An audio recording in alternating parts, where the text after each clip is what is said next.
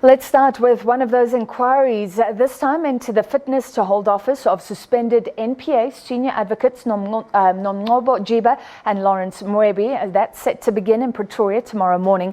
Jiba, who is the prosecuting authority's deputy head, and Mwebi, the head of the Specialized Commercial Crimes Unit, were suspended in October last year by President Cyril Ramaphosa.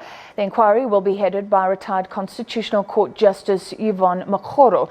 Jiba and Mwebi are accused of maladministration and misconduct. This relates to their handling of several high-profile cases, including that of the former intelligence boss Richard Mdluli.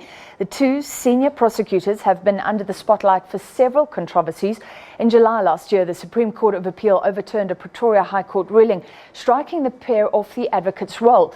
The matter is still pending before the Constitutional Court. Both Jiba and Mwebi remain on suspension. Former BOSASA Chief Operations Officer Angelo Agrizi set to continue his testimony at the Judicial Commission of Inquiry into claims of state capture.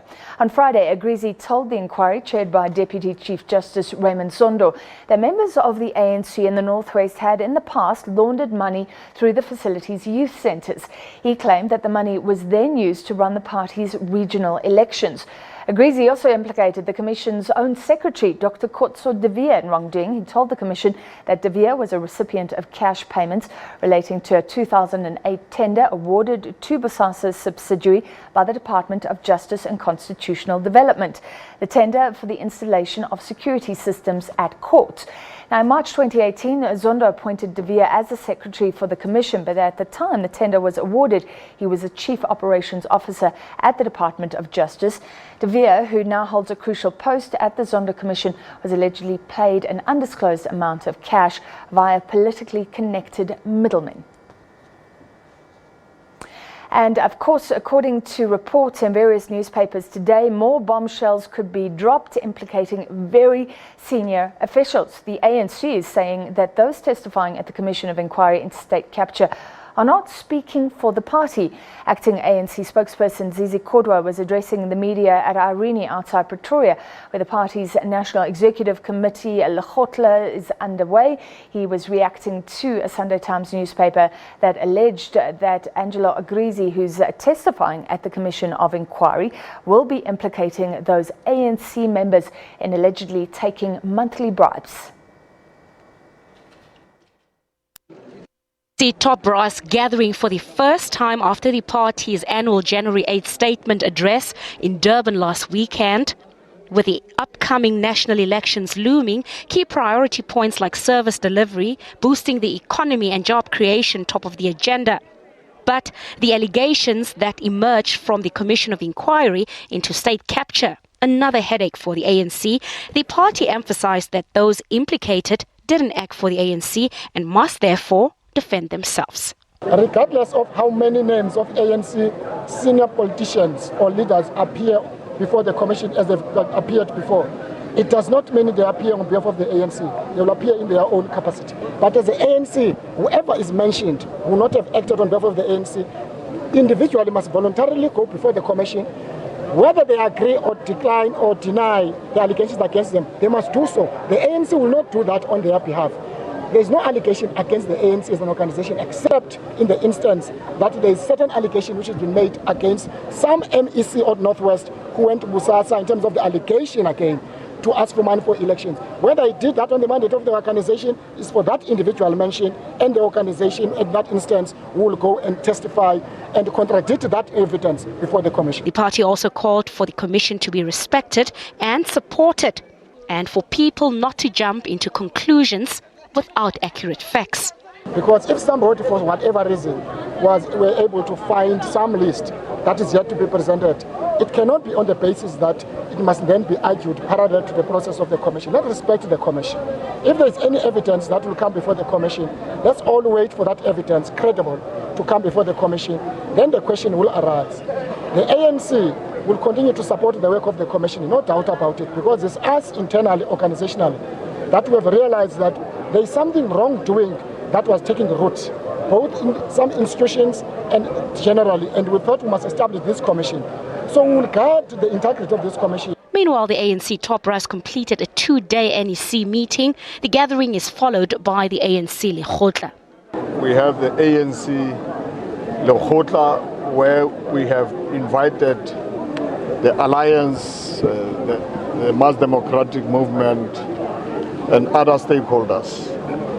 And today we are presenting what we were actually discussing as the ANC, the election manifesto and January 8th statement, so that we chart the way and we move as a united force to grow South Africa. The ANC, NEC and its Lekgotla are the party's biggest gatherings beginning of each year, of course, to outline the party's program of action for the year. And this, per tradition, is followed by the Cabinet Lekgotla and then, of course, the big moment of the year, and that is the State of the Nation address. Patricia Fasaki, SABC News in Pretoria.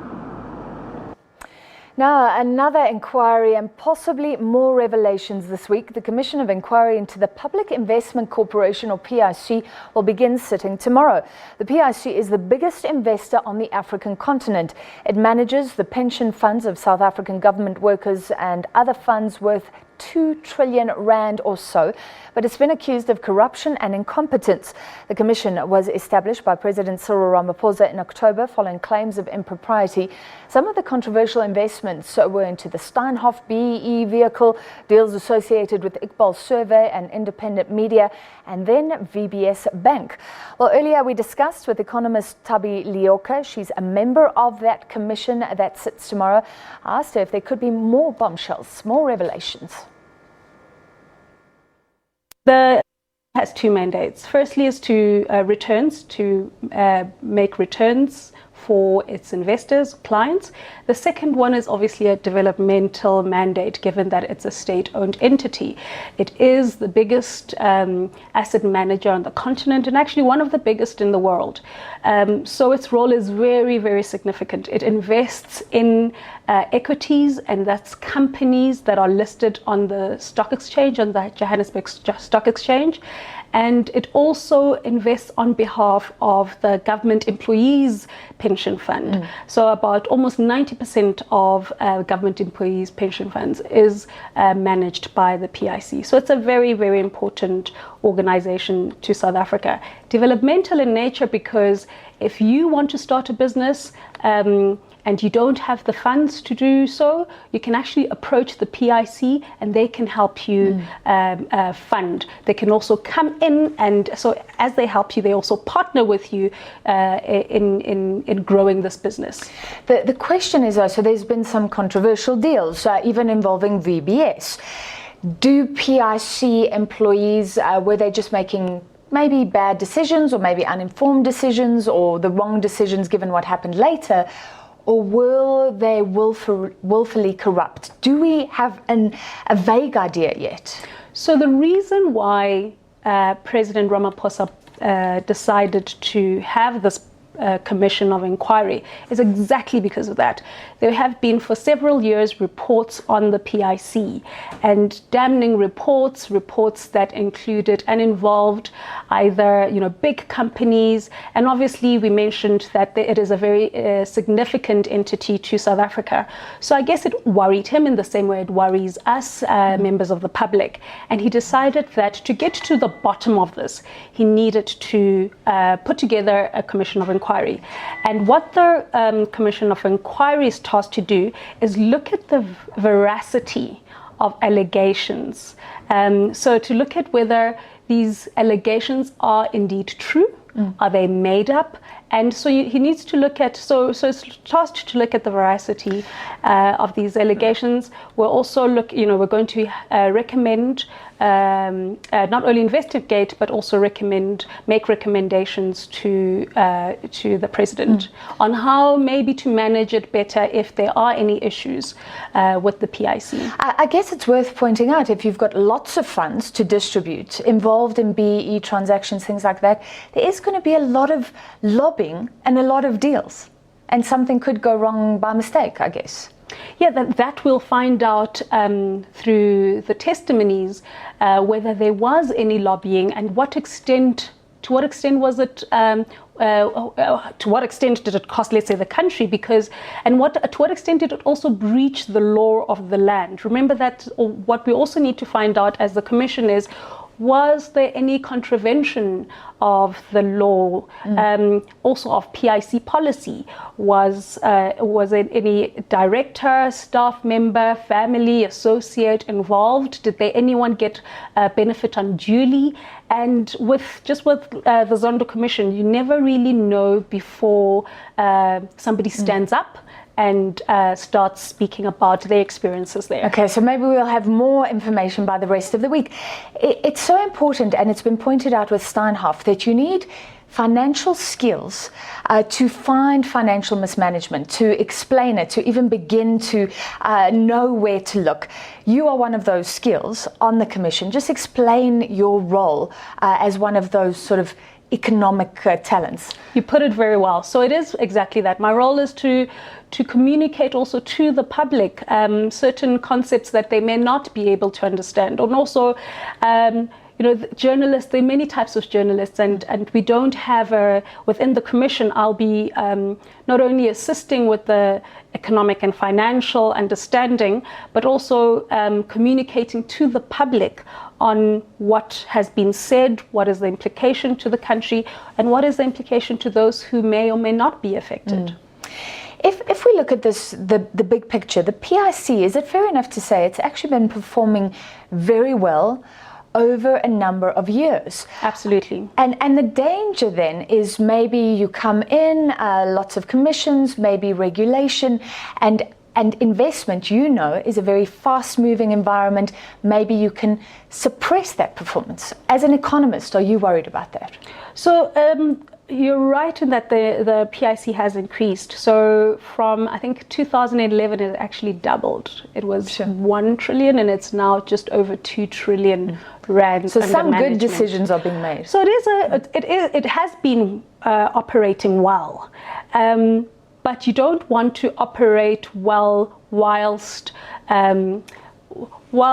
operating illegally and operating in a way that is gives certain people an advantage. And I think that I'd rather have an entity that doesn't grow as fast, but it's doing well. It's doing well legally in terms of it's abided by the law of the land, versus one that actually has grown or expanded on the back of illegal activity. So you can't have dodgy dealings. You can't have dodgy dealings, and I think government workers are involved. Exactly, and I think that any entity will grow and investors will be attracted to it, and it would actually make better investment decisions if those decisions are legal in nature. And if let's say there is some finding and we realize that actually this entity could have grown by, like 3 times,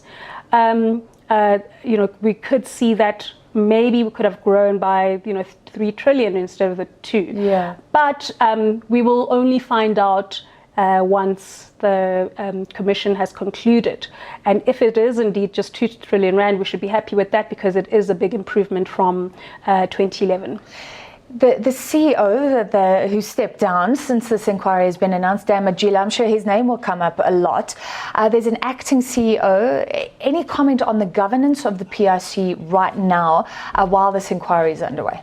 So we don't know yet. So obviously the board has appointed the CFO to the CEO position, and so I think that they have done what they need to do in accordance to their governance.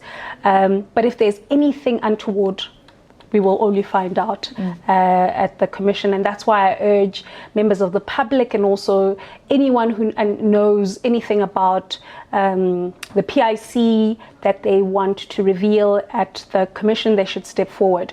And just something that I want to mention that is very, very important. I know a lot of journalists have asked me this, and many people have commented about this in the media, that the terms of reference are too narrow, because the dates that we've been given is the 1st of January 2015 to the 31st of August 2018.